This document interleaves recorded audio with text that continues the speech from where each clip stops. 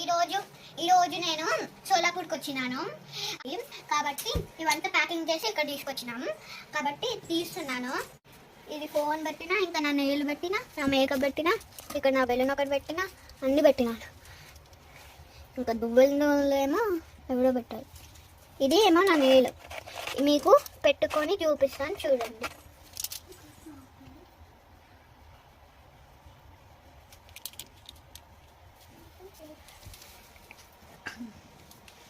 ఇది ఇంకా ఇది గట్టిగా ఉంటే అప్పటికల్లా మనం ఈ స్టిక్ తోటి అది తీయగలచ్చు.